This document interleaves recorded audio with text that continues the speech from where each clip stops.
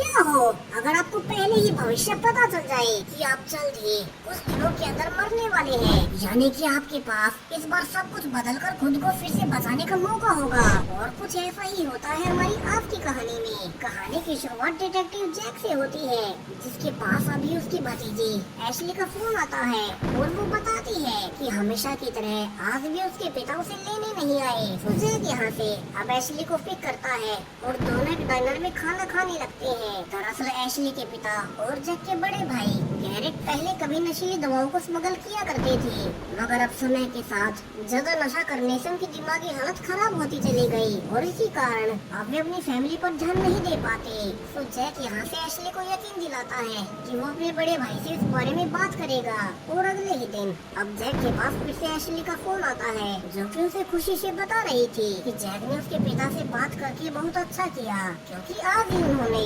एक नई साइकिल दिलवाई है। सो एशली अपने फेवरेट अंकल जैक को थैंक्स बोलती है, क्योंकि उसकी फैमिली में एक वही थे जो भी उसका ध्यान रखते हैं। अब यहाँ जो कि जैक को काम भी था तो वो फोन रख देता है, मगर अब इसी शाम उसके पास फिर से एशली का फोन आता है और इस बार फोन उठाने पर जैक पा रहा था कि दूसरी ओर से एशली काफी बुरी तरह से डरी हुई है और चिल्लाई जा रही है कि कोई उसे और उसकी फैमिली को मार रहा है, जिसके बाद कॉल कट जाती है। और जैक के दोबारा मिलाने पर भी एशली का फोन मिल नहीं रहा था। तो घबराया हुआ जैक अब जल्दी से भागकर अपने भाई के घर पहुंचता है और यहाँ जो वो देख पा रहा था उसे देख पाना तक सबके बस की बात नहीं, जहाँ पूरे ही घर की हालत काफी खराब थी। तो वहीं जैक का भाई गैरेट, उसकी बेटी एशली और उसकी पत्नी तीनों वहीं बड़ी ही बुरी हालत में मरे पड़े थे। जहाँ जैक के पुलिस ऑफिसर होने के बावजूद उसने इतनी क्रूरता कभी नहीं देखी थी। वहीं उसे अपने भाई गैरेट के बेड के नीचे एक बॉक्स दिखाई देता है,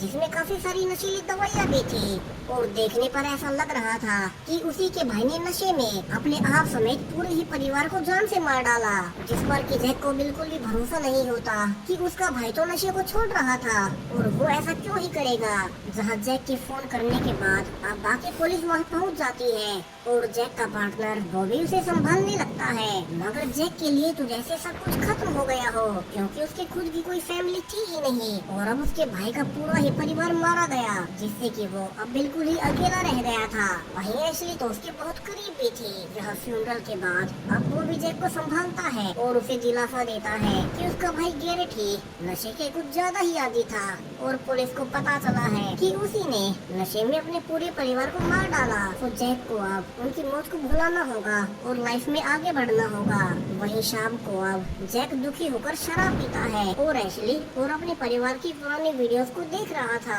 मगर अब अचानक से उसके पास एशली के नंबर से फोन आता है। यहाँ जैक कुछ भी समझ पाता, इसके पहले ही फोन कट चुका था। वहीं जैक दोबारा से उसी नंबर पर फोन भी करता है, मगर अब वो नंबर ही बंद आ रहा था। यहाँ से जैक अगले ही दिन अब पुलिस स्टेशन जा अपने पार्टनर बॉबी से एशली के फोन के बारे में पूछने लगता है कि वो है कहाँ, क्योंकि वो फोन तो पुलिस ने सबूत मानते हुए सीज कर लिया होगा। मगर बॉबी बताता है कि वे तो उस फोन को जैक के भाई के घर से लाना ही भूल गए। तो जैक अब अपने भाई के घर जाता है, जहाँ एशली का फोन उसके बाथरूम में गिरा हुआ था, जहाँ जैक उसे देखने लगता है। मगर अब इसी बीच उसके पास फिर से एशली का फोन आता है, मगर एशली का फोन तो उसके हाथों में था, तो ये फोन कैसे आया। यहाँ जैक घबराते हुए फोन उठाता है और पाता है कि सामने से अब एशली की आवाज आ रही थी, जिसे कि सुन अब जैक पूरी तरह से हैरान रह गया, क्योंकि एशली का फोन बंद पड़ा था और वो उसके सामने ही था। वहीं दूसरी ओर से एशली की आवाज में कोई कहता है कि अंकल आप ऐसे बिहेव क्यों कर रहे हो, और ये कहकर अब फोन कट जाता है। जहाँ से जैक सोचे जा रहा था कि एशली तो मारी जा चुकी है, तो वो फोन किसका था। वहीं बॉबी भी अब जैक के पास खाना लेकर आता है, क्योंकि जैक उस हादसे के बाद से ही काफी परेशान रहने लगा था। मगर यहाँ बॉबी उसे ये भी बताता है कि दरअसल इस केस से जैक को हटाया जा रहा है, क्योंकि ये केस उसी के भाई का है और उसका भाई पहले भी कई बार पुलिस द्वारा स्मगलिंग के आरोपों में पकड़ा गया था। तो सबको लगता है कि जैक के भाई जैरेट ने ही नशे में अपने परिवार को जान से मार डाला और यहाँ से जैक को अब कुछ दिनों के लिए आराम करने के लिए घर पर रहने को कहा जाता है। वहीं इसी शाम अब जैक के पास फिर से एशली के नंबर से फोन आता है और इस बार जैक गुस्से में पूछने लगता है कि वो कौन है और कहाँ से बोल रहा है। जहाँ से एशली की आवाज उससे कहती है कि वो तो अपने रूम में ही है। तो जैक भागकर अब एशली के रूम में जाता है और एशली की आवाज उसे पहली वाली बातें रिपीट करने लगती है कि उसके पिता ने आज जैक के कहने के बाद उसे साइकिल दिला दी है। अब ये सुनने के बाद तो जैक को यकीन हो चला था कि हो न हो ये जरूर से एशली ही है, मगर वो पास्ट से यानी कि अपने मरने वाले दिनों से पहले से बोल रही है। मगर उसे ये कंफर्म करना था तो वो नीचे एशली की शेड में जाकर अब उसे एक पेंट लेकर पास की ही दीवार पर एक बड़ा क्रॉस बनाने को कहता है, जहाँ फोन पर एशली को ये काफी ही अजीब लगता है, मगर वो ऐसा करने को मान जाती है और फोन काट देती है। जहाँ कुछ देर इंतजार करने के बाद जब वहाँ कोई निशान नहीं बनता तब जैक अब खुद पर ही हंसने लगता है कि वो भी क्या सोच रहा था और शायद से उसे एशली के फोन का भ्रम हुआ है। मगर अब जब जैक वहाँ अंदर गया ही था कि अचानक से वो पाता है कि वहाँ एक बड़ा क्रॉस का निशान बन चुका है जो कि कुछ देर पहले यहाँ नहीं था, जिससे कि पक्का हो चुका था कि वो सच में ही पास्ट की एशली से बात कर पा रहा है। वहीं इतना ही नहीं, वो जो कुछ भी पास्ट में कर रही है उसका सीधा इफेक्ट फ्यूचर की रियलिटी में पड़ रहा है। यहाँ जैक के पास फिर से एशली का फोन आता है और जैक उससे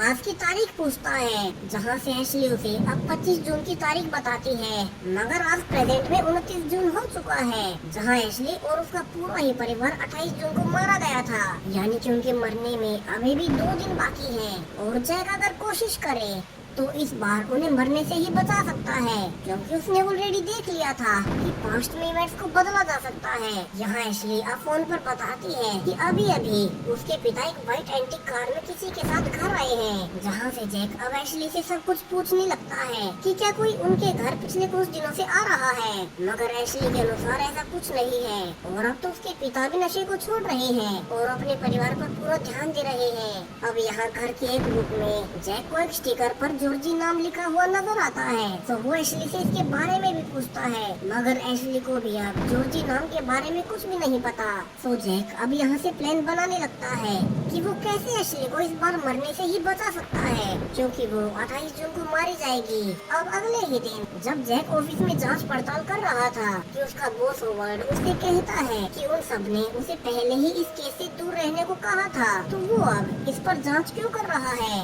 मगर जैक के अनुसार उसे कुछ ऐसे सबूत मिले हैं जिनसे कि वो मर्डरर्स को ढूंढ सकता है, और उसके अनुसार वो मर्डर उसके भाई ने नहीं किए बल्कि किसी ने उन्हें फंसाया है। वहीं उसे एक नाम जॉर्जी भी मिला है जो कि इन सब में शामिल हो सकता है। अब ये सुनकर होवर्ड उसे बताता है कि हाँ, जॉर्जी नाम के एक आदमी का नाम जैक के भाई गैरेट के साथ स्मगलिंग केस में इन्वॉल्व तो हुआ था, और लोगों से पूछकर उन्होंने एक स्केच भी बना लिया है, मगर अब तक भी कोई उसे ढूंढ नहीं पाया। वहीं वे आगे भी जांच जारी रखेंगे, मगर जैक को इन सबसे दूर रहना है। सो जैक अब यहाँ से घर रहकर इस केस पर जांच जारी रखता है और शाम को बॉबी को बताता है कि उसे नहीं लगता कि उसके भाई ने ही अपने परिवार को मारा होगा, और शायद से किसी ने उन सबको मारकर इसका इल्जाम उसके भाई पर डाल दिया। कि तभी उसके पास अब फिर से पास्ट एशली का फोन आता है और वो उसे अपने पिता जेरेट की डायरी से जैक जॉर्जी का एड्रेस बताती है। तो जैक अब उसी एड्रेस पर जाने लगता है और एशली से कहता है कि वो अभी उससे मिलने न जाए,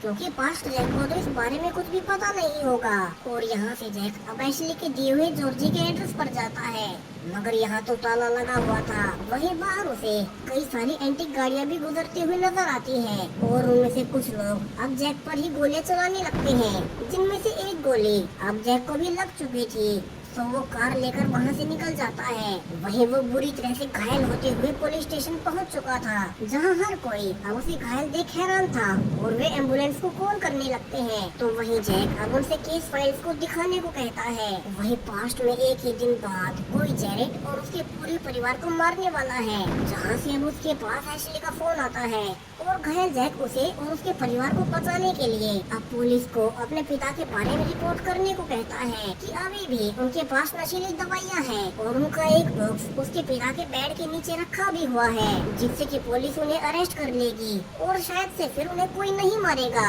वहीं वो पास्ट एशली को अब बेहोश होने से पहले बॉबी का नंबर भी दे देता है और कहता है कि वे उसके पास कॉल कर उससे मदद मांगे, जिसके बाद जैक अब बेहोश हो ही गया था। तो वही पास्ट एशली अब इस समय के जैक के पास जाती है और उनसे पूछती है कि उन्होंने फोन पर उससे वो सब क्यों कहा कि वो अपने पिता के बारे में पुलिस को रिपोर्ट कर दे। अब इस वक्त के जैक को तो इस बारे में कुछ पता भी नहीं था। तो वो कहता है कि उसने तो पिछले 2 दिन से एशली को कोई फोन ही नहीं किया, जिससे कि उनसे नाराज होकर अब एशली वापस से घर आ जाती है, जहां उसके पिता अब नशे को छोड़ चुके हैं और अब काफी अच्छे से रह भी रहे हैं। मगर तभी एशली की नजर अब उसी बॉक्स पर पड़ती है जिसके बारे में जैक ने फोन पर बताया था कि उसमें नशीली दवाइयाँ हैं, और एशली समझ जाती है कि उसे पुलिस को रिपोर्ट करना ही चाहिए। तो वो बाहर आकर अब 911 पर कॉल कर ही देती है, और उसके ऐसा करते ही अब रियलिटी पूरी तरह से बदल जाती है, जहाँ जैक पा रहा था कि इस बार अब उसे वो गोली लगी ही नहीं, यानी कि पास्ट में एशली ने काफी कुछ बदल दिया है।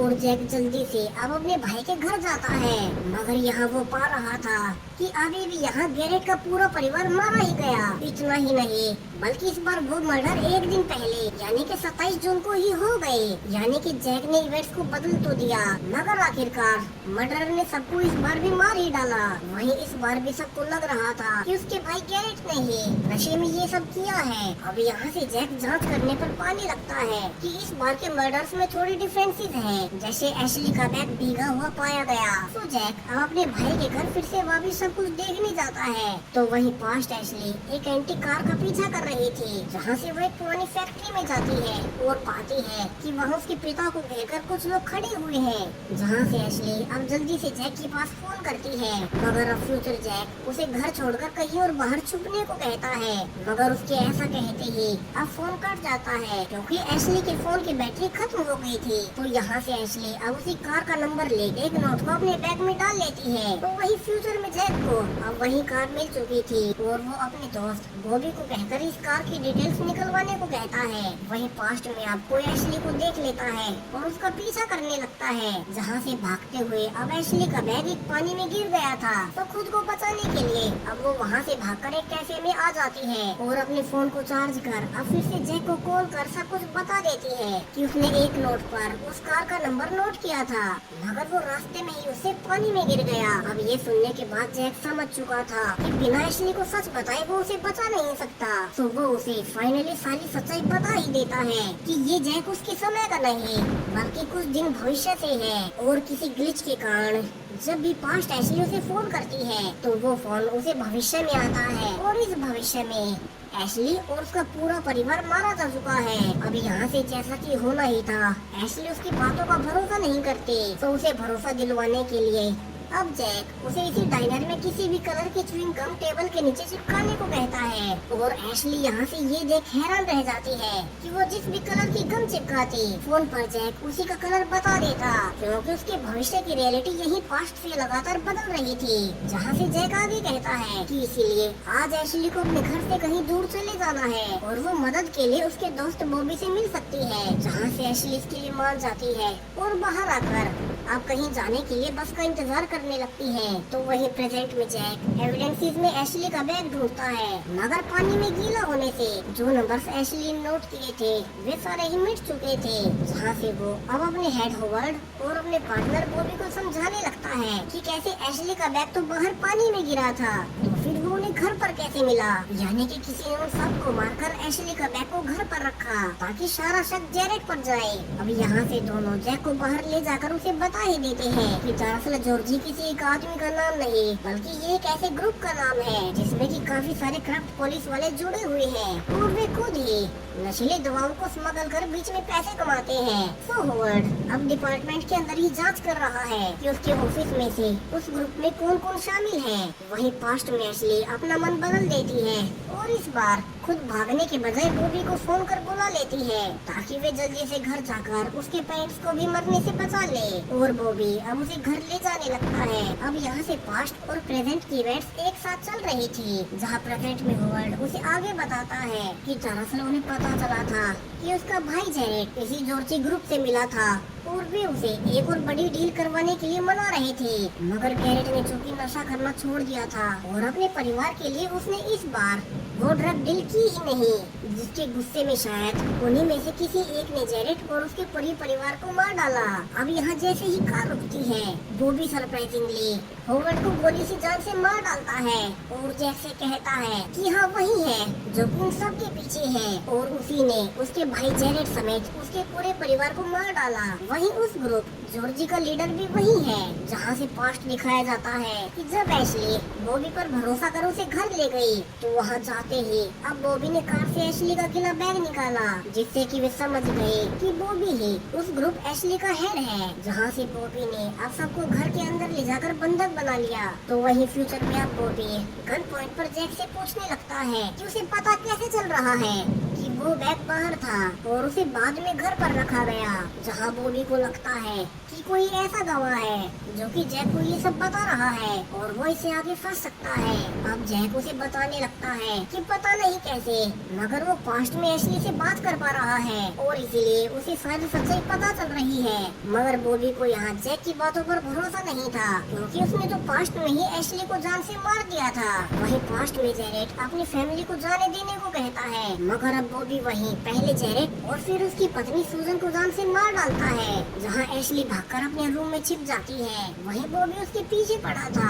तो वो खिड़की को तोड़ अब नीचे साइकिल लेकर भागने लगती है। वहीं बॉबी अभी भी उसके पीछे आ रहा था। तो आखिर में एशली अब एक वेयर हाउस में जाकर छिप जाती है, जहाँ वो फंस चुकी थी। तो प्रेजेंट में बॉबी अब जैक से आखिरी बार पूछता है कि वो कौन है जो कि उसके बारे में बता रहा है कि तभी जैक के पास फिर से एशली का फोन आता है और बॉबी यहाँ जैक को लाउड स्पीकर पर कॉल रिसीव करने को कहता है और यहाँ से भी सुन पाते हैं कि एशली पास्ट में वेयर हाउस में फंसी हुई है और बाहर बॉबी उसे मारने आया है, जहाँ जैक उसे कहता है कि एशली को हिम्मत दिखानी ही होगी, क्योंकि अगर वो यहाँ मारी गई तो बॉबी उसे भी फ्यूचर में मार डालेगा। जिसे सुनने के बाद अब गुस्से में बॉबी जैक को एक और गोली मार देता है और कहता है कि वो होवर्ड के खून का इल्जाम भी जैक पर ही डाल देगा। मगर पास्ट में एशली अब जैक और खुद को बचाने के लिए इस समय के जैक के घर जाती है। वहीं बॉबी उसका पीछा कर रहा था और जैसे ही इस वक्त का जैक बाहर बॉबी को गन के साथ देखता है तो समझ जाता है